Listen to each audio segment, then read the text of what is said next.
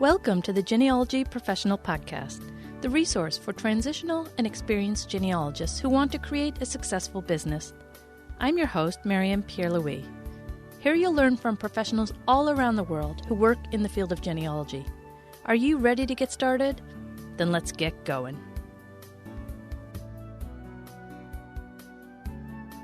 This podcast is sponsored in part by the Association of Professional Genealogists. You can find out more about them at www.apgen.org. Welcome to the Genealogy Professional Podcast. Today we turn to the state of Indiana to get to know genealogist Harold Henderson. Harold, welcome to the Genealogy Professional Podcast. Thanks. Glad to be here. Harold, let's get started by having you tell us about yourself and give us an overview of your genealogy business. Okay, well, I grew up in Illinois, went to college in Minnesota, came back to Illinois, then I went to Indiana and worked in Chicago for quite a while. In 2008, when my job evaporated, I fortunately had this hobby that I was happy to turn into at least a piece of a livelihood. That's how I got to this point. It would have been much harder otherwise. What's the focus of your business? What kind of work do you do? And what do you focus on? As a rule, I try to focus on problems in places where I can get out and get my hands on the actual records. So in practice, that means the north half of Indiana, the southwestern Michigan, and northeastern Illinois, including Chicago. But I also often find myself in feeder states, especially Pennsylvania and New York, so I have done some research there. Sometimes it's just easier to get down to the nitty-gritty when you can be there. So I tend to prefer to do that. You had mentioned a career change in 2008 and that allowed you to take your hobby to the next level. Tell us, what were you doing professionally before you decided to embark on this journey? And also, tell us a little bit about your thought process as to why you thought you could turn your hobby into a professional career.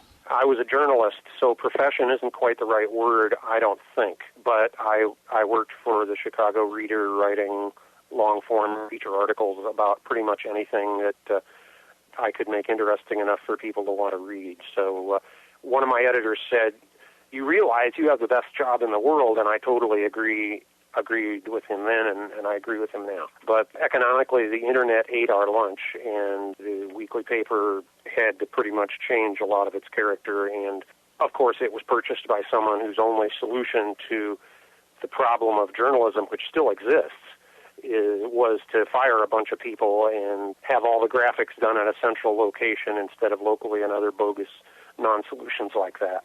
It was actually December of 2007 when I got my notice and was shown the door, and I literally walked down the street to the Newberry Library in Chicago and started talking to the guy who was the head of their genealogy section and said, "Look, I'm going to change, and who should I talk to about this?" And he showed me the list of people, and I picked the right one out of it, and it just went from there. I had done enough that I knew there was such a thing as professional genealogy, but I certainly didn't have a business plan. And career is kind of a strong term. I just knew this was something that I wanted to do, that I enjoyed doing, and that I thought I could do.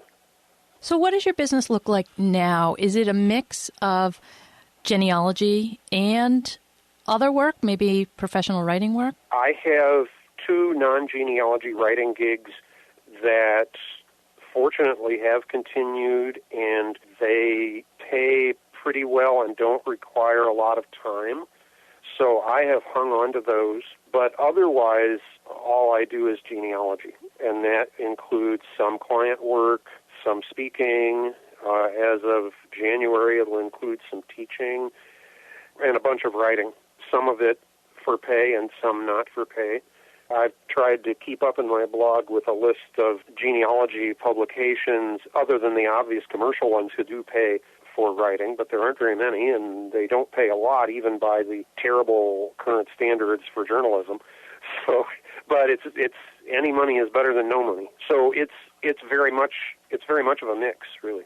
And you also do editing as well, because I wrote an article for the APG Quarterly, and you were the editor on that. I was. That was a special situation. I do editing usually. To be honest, I haven't really found a good way to monetize editing, but I can't give anybody any advice about that because I haven't figured anything out.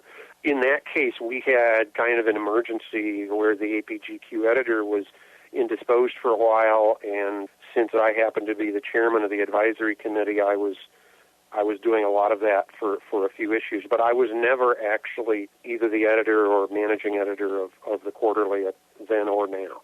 But yeah, it is something that I've done. So I just got lucky that time. That would depend on how you felt about the outcome of the editing, I guess. You know, I want to discuss this. I know I'm throwing this kind of at you as a surprise, but just for our listeners who are thinking about writing but haven't experienced the editing process, having an editor give you feedback on your work and give you suggestions.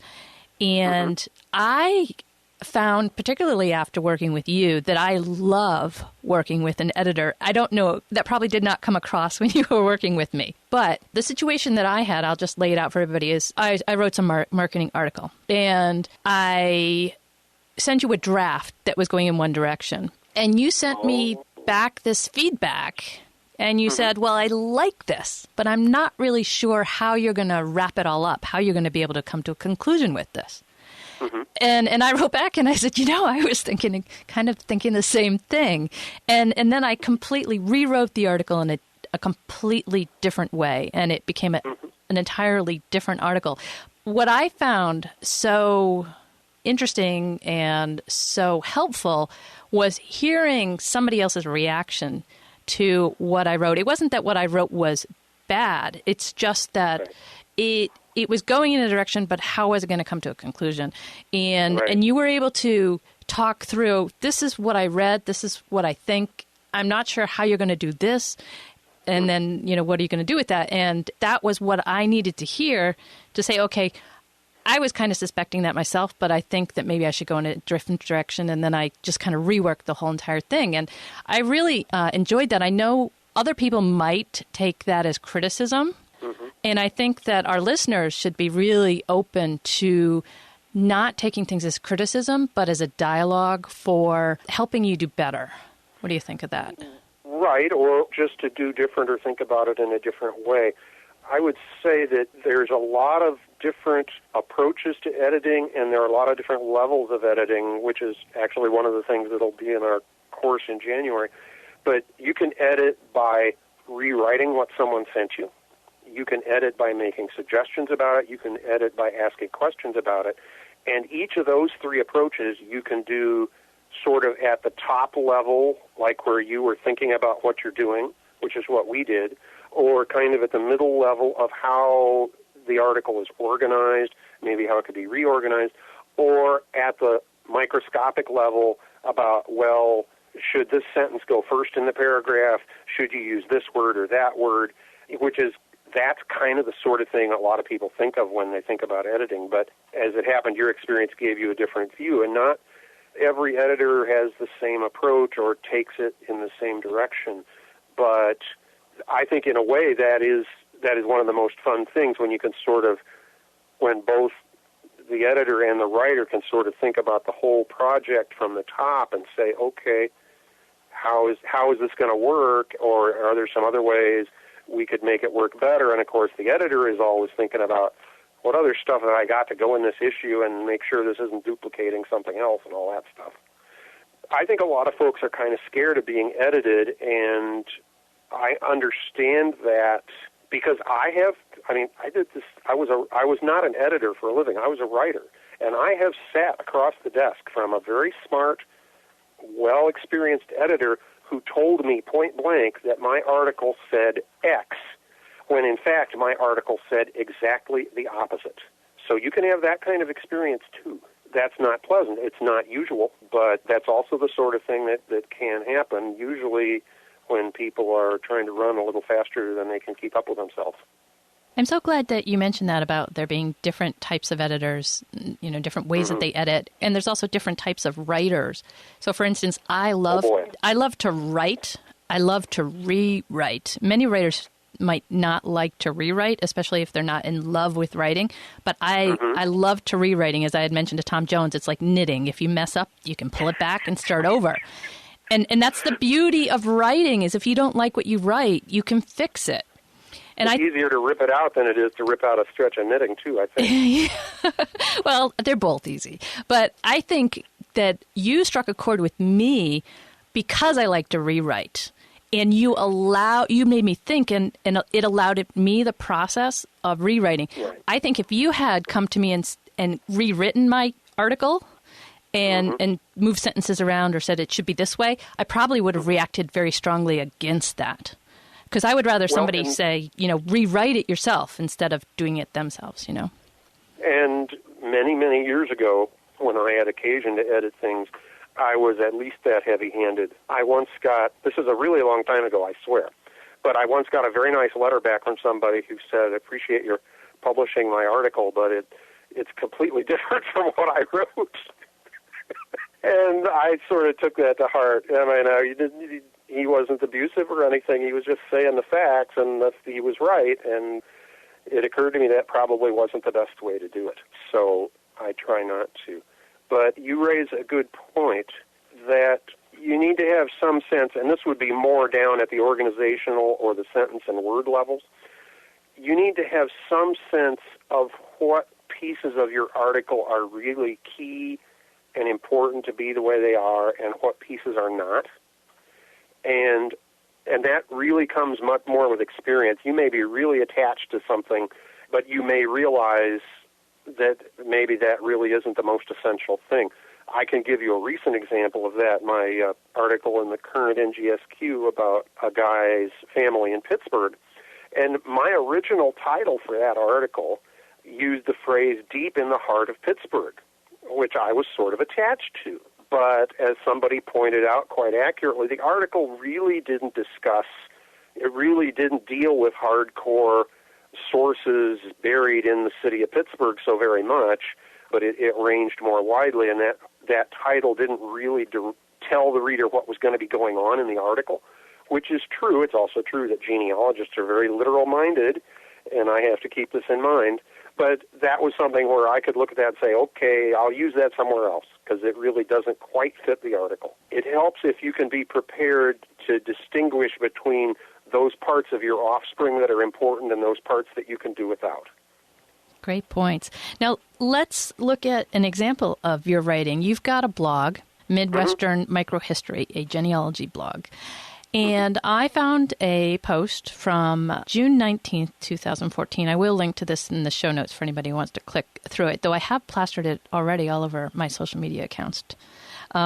It's called... Thank you. I think it's a great discussion point, and so that's why I want to bring it up here.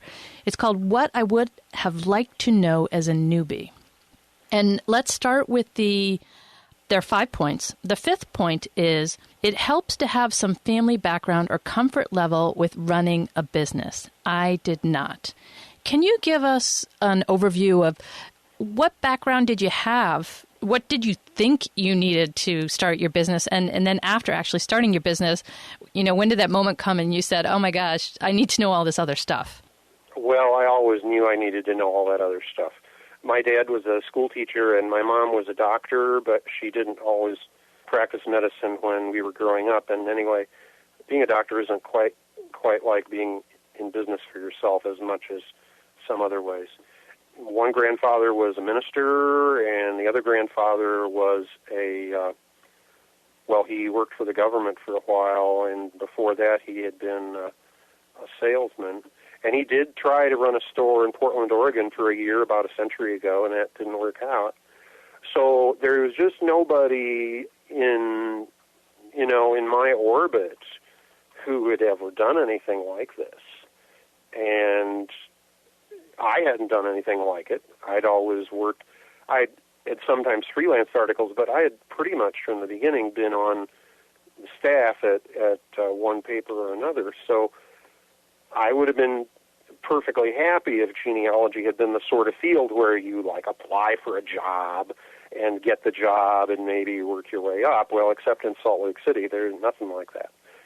So I knew I needed to know stuff, and I read some stuff and attended some courses that helped me adjust to the fact that I needed to record everything that came in and everything that went out, which is the sort of thing you don't usually have to do when you're getting a regular paycheck. And it's certainly the process of filling out income tax is very different when you're in business for yourself. So I learned some of that, but I think the heart and soul of being in business for yourself is marketing. And I'm totally terrible at marketing. I can get my name out there, and then I will sort of sit around and wait for people to knock on my door, and sometimes they do and sometimes they don't. That's not what you do in a real business, and it's sure not what you're doing when your livelihood depends, when your next plane ticket or meal depends on having enough business come in through the door. It's something that I have not completely learned, partly because I could get away with not completely learning it. So tell me about this marketing part. Is it that you don't know No, you tell me. No. Is it that you don't know what to do, or you're not comfortable actually doing what people have told you to do? Probably a little bit of both. I haven't really thought about this for a while, so I don't have a good answer, but I think both of those probably would apply. And it's like that's not what I got into this to do. And so I begrudged, the time I would spend on figuring out, oh gosh, should I get a half-page ad or a quarter-page ad, and should it be in the NGS magazine or in American Ancestors? And oh my gosh, what do they mean when they say I've got to have embedded fonts? And there's a certain point down that road when I would just say, whoa, somebody just asked me to, do some research in the next county over. Let's get busy with that. And I never went back to all those other questions, which, they could be perfectly interesting questions. And I admire the people who stick to them and do it right and build up their business that way. It's just something that I have not done on a consistent enough basis, or on as consistent a basis as one would want to do to make it more self-sufficient. Well, this is the irony of all small business people. Everybody who's a small business person, whether on their own or just in a very small firm, 5 or less, they have a skill or a passion that they want to turn into a business. It's typically one thing that they love doing. But then they start their business and they realize there's other components of running a business that you can't avoid, like the accounting, the marketing, having a website. Forget it. Even if you don't want to do marketing per se, you do have to actually put a website up on the web. Betcha. And whether you're an engineer, you could be the best engineer in the world, but if you want to open up your own practice, you want to leave corporate and open up your own business, you're suddenly confronted with all these other issues. And so you're not alone in that. I mean, everybody wants to just focus, on what they love best, but unless you can hire somebody to take care of all the other stuff for you, you're forced to do it. Right. Yeah, it's definitely an issue. All right, let's look at point number 1 in this blog post of things you would have liked to have known as a newbie. And point number 1 is most professional genealogists do not rely exclusively on genealogy-based income to support themselves and their families. Why did you write that? Because I didn't know that. I just had these very vague notions about what was actually involved both in being in business for yourself but also being a professional genealogist. And it did not dawn on me for a while that many of the folks who were unquestionably professional genealogists, they also had other jobs. They had spouses with other jobs. They had spouses with actual insurance. They had actual pensions. They had savings, whatever, so that their business did not have to be a full-time, a totally, 18-hour-a-day time-consuming thing, that they could do less remunerative things or serve on boards and other stuff. So that was just something that I didn't realize because people don't talk about it very much. If you were in the vendor hall at NGS or FGS and you threw a rock, it probably would not hit someone who relied exclusively, or at the APG Professional Management Conference and threw a rock. You probably would not hit someone whose only source of family support was their work in genealogy. I totally admire those people. I'm not one of them, and never will be. When you started earning money as a genealogist, did you think that you could be a full-time genealogist and not rely on any other income? Or did you just say, oh, I'm going to keep these 2 writing jobs in my pocket just to be safe? Frankly, I was terrified at the idea of being on my own without being employed by an institution. So I don't think I took anything for granted. I didn't know what kind of work was going to survive and what wasn't. I just knew what I wanted to do, and this seemed like a good way of doing it, and that would certainly be a piece of the income we needed. To tell you the truth, I'm not absolutely sure what I did think, but I'm fairly sure that it was a little bit vague. All right, point number 2 we have here, aside from Utah, which is a special case, it helps to be farther east. Pennsylvania has more decades of researchable genealogy than Indiana, just as Indiana has more than Wyoming. Yes. Do I need to explain this? Well, I like that you put it there. It's very obvious, but it is, in fact, something that we don't really think about. Of course, You're right, and that I did not think about at all. It never occurred to me, and it is so blanking obvious. But I just learned it the hard way. All these Indiana cases, they all go into Ohio and Pennsylvania. I'm not in Ohio and Pennsylvania. What's up with that? Well, duh. It's called the history of frontier settlement. But it's funny, the things that you know ahead of time and the things you don't know ahead of time. There it is. And so what I wrote there is really a toned-down version. If you go back, and I totally recommend this to any professional, but just go back and read Donald Lyons Jacobus' Genealogy as Pastime and Profession, because some of it sounds like it could have been written yesterday, and some of it's very dated. But in there, he says something about how, you really can't do much genealogy in the Midwest. He was writing about 1930. I mean, that is, 84 years ago. And I thought, well, that's a weird thing to say. And then I thought of some more, and I thought, well, maybe it's not so weird. And it's certainly, in 1930, you couldn't just go and look up the 1920 census. He had a point. And I'm making the same point 84 years later, and in a somewhat more moderate way, because, of course, you can do genealogy just about anywhere, but the chances are, if you trace back very far, you're going to wind up somewhere where you aren't. Probably going to be, in this country anyway, it's going to be east of you. I don't think that the focus on the east is necessarily the goal. It's the migration, because, somebody could have been in Connecticut for 2 generations and then moved to New York for 2 generations and then moved to Ohio for 2 generations and then moved on. So, for sure. So while they might end up back east, they might not be spending a lot of time. They could be spending equally small generations in many different places, and that's just the American migration process, and it does limit. You've taken a strategy with your business, as I have with mine, and that is preferring to work within your local region, within original records or available records that are, and you and I have made that choice.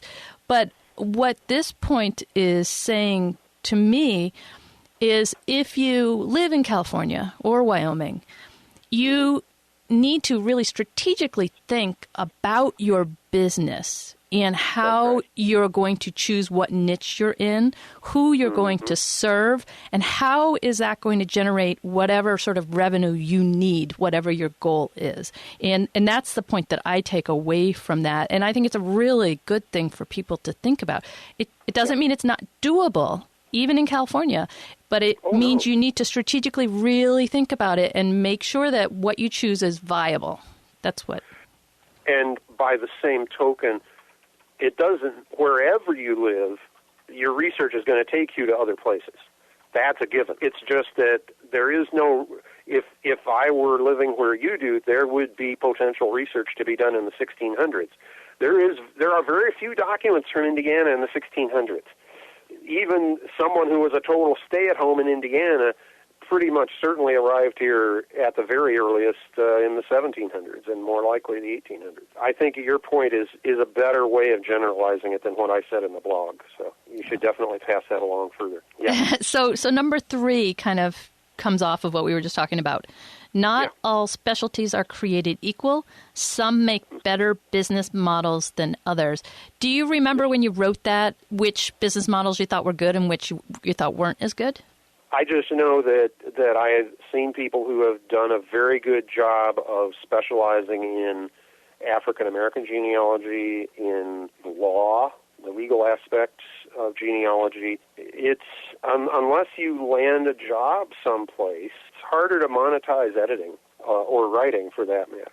And again, all other things being equal, I would still think that it's easier to be specializing in something upstream of Indiana, in Vermont or Pennsylvania or Virginia, just because there are more people. The total count of people who've ever been there is larger and goes back farther. There's no sophisticated thought involved there on my part about the nature of a good business model or exactly which specialties work better than others. I don't know about that. Okay, so the point is that whatever specialty somebody's considering, they should really think it through and see who else is doing it and how they're doing it. Mm-hmm. And, think ethnic specializations are perhaps broader than, regional ones or time frame ones, just because they might cover a wider geographic area and bring in other components. There's a lot of different specialties. I thought about that. This is actually a place where I did have some thought processes,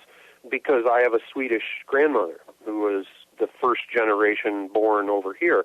And my brother and I had done quite a bit of work in a fairly dedicated but amateurish way on the Swedish records, which are pretty nice to work with. And I actually thought, I could just specialize in Sweden. There's a lot of records online even then, a lot of records on film. But obviously I would have to take a couple years out and learn the language and not just the common words for born, married, and died, because we had got to the point where you couldn't do research just with the vital records. Even as wonderful as the vital records and the household examinations in Sweden are, you could not do really good research unless you could read the probates and read these little annotations to other records and letters and stuff like that. And my conclusion was that I was never going to know Swedish, let alone 18th century Swedish. I was never going to learn it well enough to do it as well as I could do work in the English language. And so I passed on that specialty. But I think that is a specialty that is very well defined, and it seems to me if you knew Swedish as well as a native or had studied it a long time ago and kept up with it, it would be a very nice niche to occupy. And number 4, the last point here, because we've already discussed number 5, is a professional, whether in terms of standards or doing work for money, needs to be prepared for some bumps. What was it that made you write that? Oh, probably having had to submit 2 different portfolios before I got my CG. That might have something to do with it. That's a bump. So you went in submitting your portfolio, yep, feeling that you had really done a good job and you were confident that you would be accepted? All my friends were confident. I said, hey, I'm the guy who failed his first driving test, okay? I did so by making a left turn in front of an oncoming car, and I think the inspector thought he'd seen his last drive. Don't count on it. It's one thing to be a good student in class, and it's another thing to actually do what you're a student of. And I sent it in too early. I didn't. I can phrase this as a warning. If you're putting in a portfolio, and I encourage everyone who's serious to do it, don't send it in if there's a part of it that you just can't bear to look at again, and you're just sort of crossing your fingers. You have to be conscious that you're doing that. You want to genuinely have that confidence. And I thought, this will probably work. And then at a certain point, I just couldn't look at it anymore, so I sent it in, and it almost passed. But the second one was much better. And, of course, having done one, I knew what I was doing. And now I know there are some folks who will, at least with the problematic parts of the portfolio for them, they'll do a practice one, see how it looks. And if you've once done a practice one, whether it's a case study or a client report, heavens, yes, a client report, you can compare it to the portfolios that are available at all the national conferences at the BCG booth, and actually see, because this is the thing, and the same thing is true of NGSQ articles and some other journal articles. You don't always get the point of what they're doing until you try to do it yourself. And so if you have a portfolio component that you've written a practice one of, then you can carry that in and compare it, to the successful portfolios that are on display and say, oh, I had a lot of trouble with that, and then they handled it this way, and it looks so easy. And if I could go back and tell myself at the beginning, I think I would have done better and probably made it the first time just by trying to do some samples. And some of the things, really, most everything in the portfolio is likely to be something that you're likely to be doing later in your genealogy life. So it wouldn't be time wasted, and it might even be a potential publishable article later. So why not try it that way if you've got the time? There's a little paragraph that goes along with this point, and in it you say, I think genealogy's problem is that people don't criticize one another enough or in the right ways. I would say genealogists criticize each other all the time, but I don't think that's what you're talking about. I think what you're talking about is in regards to our genealogical work. Exactly. That's what I was trying to say. Thank you. And you also say in the right way. So I think that's the critical thing. It's that aspect of feedback. It's that aspect of encouragement. So if you see something wrong, and I think there's this whole other level of criticism that goes on in genealogy. There are certain arguments that just get replayed over and over again as to how you're supposed to do genealogy or who can really do genealogy or this or that. And that's not the point at all. But I think that has made people sensitive of criticism. And so the criticism that they really need, which is the criticism for how to do better genealogy by taking feedback on the work that they've done, becomes harder because they've suddenly become sensitive. There aren't many opportunities. I mean, most genealogy publications are happy to publish whatever they can get in the door. And any editor knows there's a non-zero possibility that if you even make some gentle suggestions about how to improve an article, you'll never hear from them again, and then how are you going to fill up the space? It's a problem, and I think it probably goes back to the educational system. We don't get a lot of practice in giving and taking criticism among ourselves, or practices in distinguishing between criticism of the product and criticism of the person who produced the product. I will spend a lot of self-editing time whenever I'm composing something of that nature to make sure that there isn't any sentence in there that can be interpreted as an attack on the author or even a personal criticism of the author. Even though I may think, oh my God, there they go again, I don't say that. I just say what is pertinent to say about the work and say, well, it would be, you might want to consider, it might be more persuasive if you said it this way or that way or this other way, or whatever's called for, but always focusing on the work product and not the person.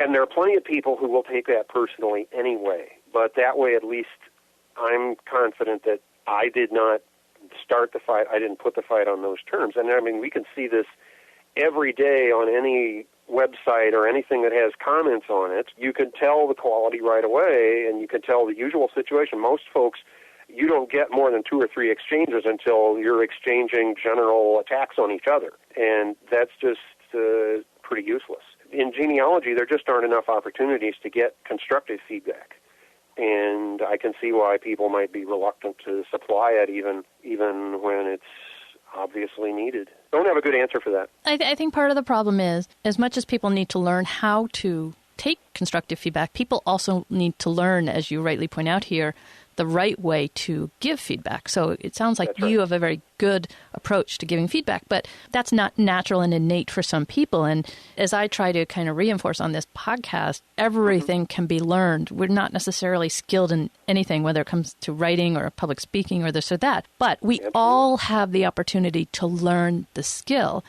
I think maybe a good place where this can really generate is in the ProGen study groups, because right there they give feedback to each other, to their peers, as they're going through their course.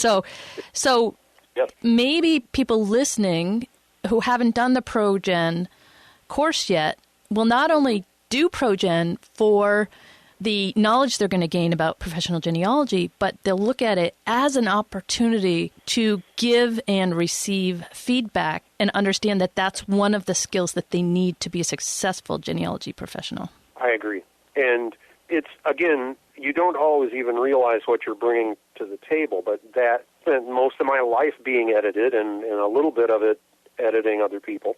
So that's just, I sure didn't learn it in school. I learned it in the school of hard knocks, and after a while it just becomes second nature, but I totally appreciate that it's not second nature. Most of our jobs don't necessarily involve that, or not as much. And so it's an issue. ProGen Study Group is a real good place to work on that, but it's just like anything else. You might get stuck in a group where no one else is really willing to do that, or not. You can give feedback and say how great something is. And I know perfectly well that what I sent them was not that great, and probably by the time they get around to sending me their feedback, I've found things that were wrong with it, but they don't mention them. It's a hard thing to force, but it's a great thing to learn, and the more we can figure out things like that work like that study group does, the better. Harold, how do you balance your time between paid work and volunteering? Very poorly. It's hard because it's all stuff I want to do. And it's also true that volunteering, sometimes it's just something that has to be done and you're in the place to do it. Sometimes one of the first things I did when I decided to be a professional, and this is kind of odd, you might think, for the first time after living in this community for more than 20 years, but working in Chicago, for the first time I went to the local Genealogical Society meetings. And I volunteered to work on some records, transcribing and abstracting. And seriously, that was one of the best educational decisions I ever made, and I had no idea that it was an educational decision. I thought, well, this is volunteering, something I think I can do, a way I can help out. And so I did it, and going to the clerk's office 2 hours every week, looking at these records, trying to figure out what the heck these legal terms mean and why this kind of case is in this book and not the other book. I just learned so much from doing that, and that I just never would have picked up any other way, whether doing my own work or clients' work. That was certainly before I was taking clients. And so volunteering can also teach you stuff that you don't expect. So that's another thing that makes it really hard to balance them. And the other thing, of course, is that the majority of things in genealogy don't pay anything directly. They might get your name out there. They might help build up the profession. They might build up the available resources for other researchers, but they don't actually pay anything up front. So I think a person does have to give some priority to things that will produce money. And I hope that more publications as able will follow the example of the APG Quarterly and the Utah Genealogical Association Crossroads in paying their writers. And Harold, what's the most fun project that you've ever worked on that you can share with us? And this can be a writing project, a speaking project, it can be a client project, anything. I'm going to cheat on this question because the most exciting project is most of my projects, and it is specifically any time, and I think this is the single most wonderful thing about genealogy, and you can tell how weird I am when you find out what it is. When you see something, whether it's a birth date or a name of a parent or something, and then you go on and you do some more work, and then you come back to it with new information, and all of a sudden you realize, oh my God, that's her brother there. You're looking at the same exact thing, but now you know more about what's going on, you know more about the surrounding things, and you come back to that same old thing, which you already looked at, and it's all different, and it leads in a whole different direction. That's the most fun thing I ever did, and in genealogy, I get to do it more than any other enterprise I can imagine. I love that too. And I just want to reinforce for everybody listening, this is why you have to review all of your information over and over again. I will get off my soapbox. But if you want to have that moment that Harold is talking about, review your stuff. Let's take a quick break to hear a message from the Association of Professional Genealogists. Hi, I'm Kathy Damaris, the Vice President of the Association of Professional Genealogists. The very first step I made towards my career as a genealogy professional was to join APG. At that time, the idea of researching for clients was just the spark of an idea in my mind. My APG membership brought me into contact with the best minds in the field and helped me learn about the array of educational opportunities available and the steps I needed to take to reach my goal. My first clients found me through the APG membership directory, and many of my clients still find me there. After a lot of education and hard work, I now have a full-time career as a professional genealogist. My membership in APG is one of my most valuable business assets. If you are thinking about a career in genealogy, I hope you'll join us too. Please visit us on the web at apgen.org, apgen.org. All right, we are now going to quicken the pace, pick up the tempo, and we are going to enter the lightning round. Are you ready? Yeah, but I might not pass the lightning round. I might have a non-lightning answer. Oh, well, let's hope that you'll deliver. What was the one thing you were most afraid of in starting your business? Just starting it, because I didn't have the background, like I said. What is the best advice you've ever received from somebody else? Yeah, it was from Elisa Powell about the ECG Portfolio. Don't submit the first one you did of anything. Now, I've said that so often since then that I'm beginning to think it's something I said, but it's not. And if I had taken her advice, I would have been certified much sooner. What is one specific action listeners can take in the next 24 hours to help them transition into a genealogy career? That's a great question. I'm not sure I can give just one answer to it. Let me give three answers, but it depends on where you're at. I would say join the APG and get on the mailing list. That's the Association of Professional Genealogists. Join the ProGen study group and make the most of it. If you've done both of those things, you probably have a better idea than I do of what you need to do next. I would say, and maybe you should do it before these things, I don't know, do a gut check. Can you be as interested in someone else's ancestors as your own? That's something I discovered fairly early on. And I thought, my goodness, this is abnormal. Then I realized it was a very useful abnormality because I can. And I love to know more about my ancestors, but I'm not bored by anyone else's. To put it another way, if you can put it in your bio that on most occasions I would rather be reading a grantor index than you're good to go as a professional. Do you have a productivity tool or an app that you love that you can share with the audience?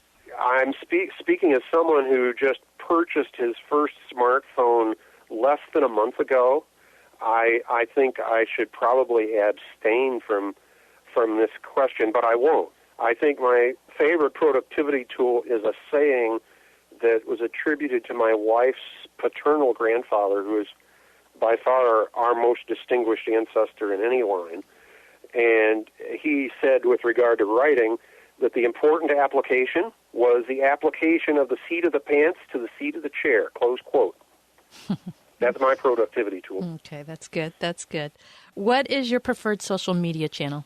Email. But in reality, it's not necessarily up to me. For a lot of things, not just marketing or whatever I do that I think is marketing, it involves going where the people are, even if you don't care much for the place where they mostly are. I'm speaking of Facebook, which in many ways has an abominable interface.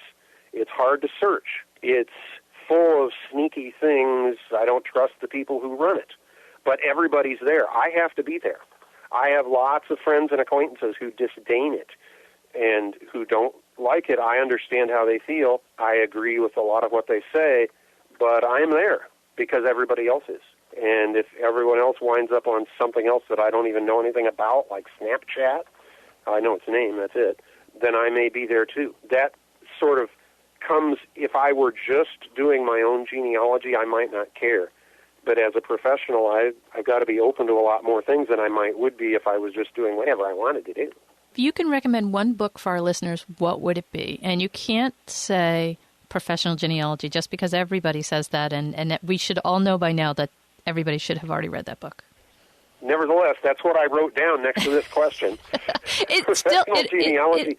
Amazes me. The problem is I don't know who the listeners are this time, or I could tailor a recommendation to them. Somebody new knew a lot about genealogy but hadn't had any history courses since they were in high school, I'd say you need to read some good history books. Read Eric Foner on the Reconstruction. Read Alan Taylor on the 13 Colonies. Read almost anything that Edmund Morgan wrote about colonial New England, et cetera, et cetera.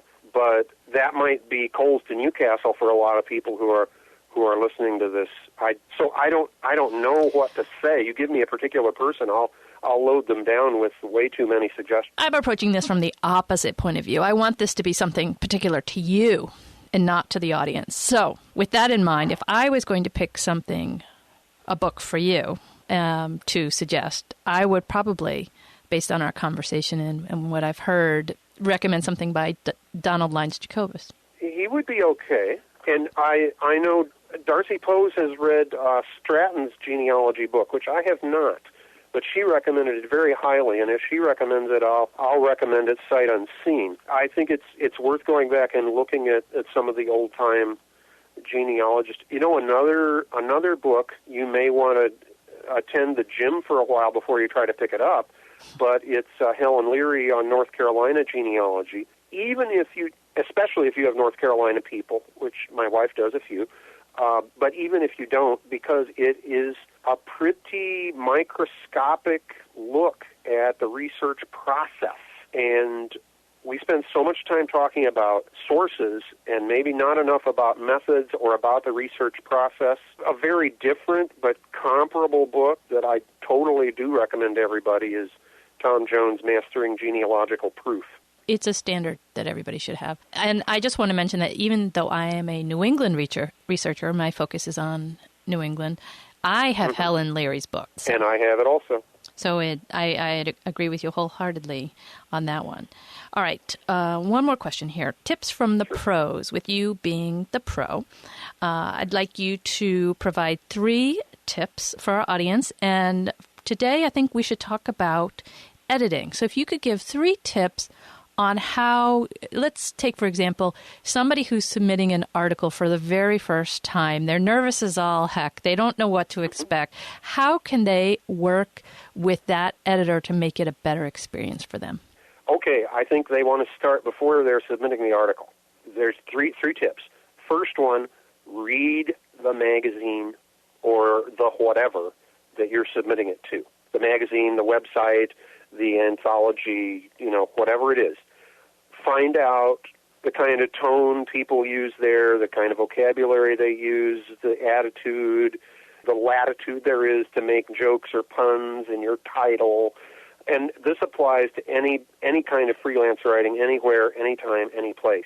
Who you're submitting it to, and within reason, conform to their norms. Maybe if you once become a regular there, you can shift those norms a little bit, and if you think there's a better direction. So that's the first one. Read where you're submitting maybe even before you know what you're going to submit there. Second, in most cases, especially with non-commercial publications, be prepared to wait.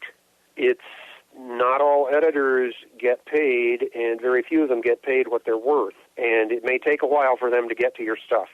You should expect a prompt acknowledgement, but actual editing, it could take a while, in terms of months. Third thing is what we talked about a little bit before.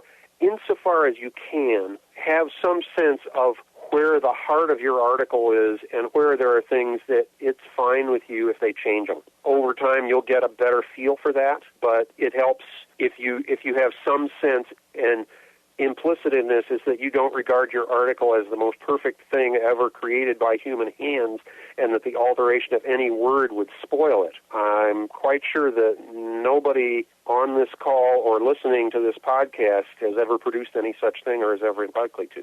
So those would be my 3 tips.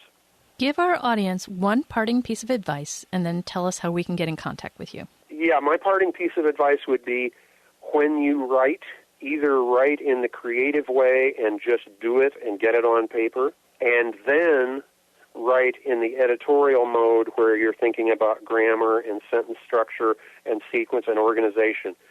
Do not give yourself writer's block by starting out to write this sentence you're all excited about on this topic you're all excited about, and then stopping to wonder if you've misused the preposition in that sentence. get on with it. Do the creation, do the editing, do them both, take them both seriously, but do them separately. At least if your brain is wired like mine, anything else is just going to get you tangled up in knots and wish you never had to write anything. And if there's one thing we all have in common besides genealogy, is that sooner or later we all have to write something. Harold Henderson, thank you so much for coming on the Genealogy Professional Podcast today. You're welcome. I enjoyed it. Thanks for having me. I hope you got as much out of that interview as I did. I got so much out of talking to Harold on these subjects. I'd like you to really think about what he said about writing and about editing, particularly what he said about criticism.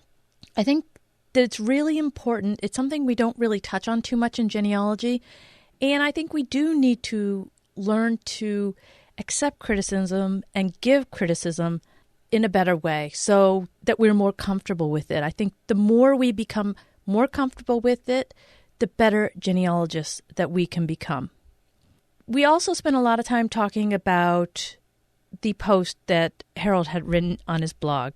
The article was called What I Would Have Liked to Know as a Newbie, and he talked about all the things he wished he knew before he had become a professional genealogist. The ideas that he presented there, and those same ideas that we talked through during this interview, are critical considerations for anyone thinking about becoming a professional genealogist. I'd say for many people, they're very eye-opening. I don't think there are any obstacles there. I think it's a matter of thinking through all those things and understanding them and knowing that's what you're getting into and strategizing how you're going to make the most of your situation when you become a professional genealogist. Harold had some really excellent tips right there at the end for submitting or preparing to submit an article to a magazine or a journal. I hope maybe that will encourage you to consider doing that. If you've never submitted an article to a publication before, consider doing that. Now, if you're a bit nervous, why don't you think about submitting to a local publication, perhaps a state genealogical society, something like that, before you submit to a big paid magazine or a peer-reviewed journal that has a very high reputation. I think what we can learn from Harold is that you can learn to become a genealogy professional along the way, even if you don't have a business background, and even if your portfolio for certification isn't approved the first time. This is still a place for you. You can learn what you need to learn, and you can make it work, and you can be successful. I think that's what I'm going to take away from this interview. In the matter of quick news items, I just want to say we have our Setting Business and Marketing Goals Workshop 2015 coming up this Friday and Saturday, January 23rd and 24th. The deadline for registering is this coming Wednesday, the 21st. Just want to remind you of something that Stephen Covey said. He's the author of The 7 Habits of Highly Successful People. One of the things he said was, start with the end in mind and work backwards. That's the same thing as goal setting. What do you want to achieve? How are you going to make that happen? You're going to do it by setting goals. And it's a simple thing to do. We can create a process to help you achieve the goals you want to do, and that's what this workshop is all about. So go to the website, thegenealogyprofessional.com, and you can find out more information there.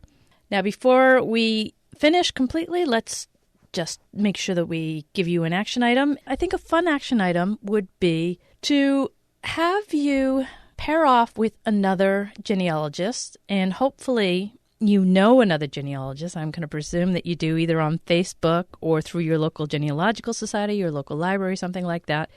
Find another genealogist and practice this learning to receive feedback and give feedback that we talked about today. Write up a brief piece of your genealogy and exchange it with another person and talk to each other about that. Push each other a little bit. Push each other to do better.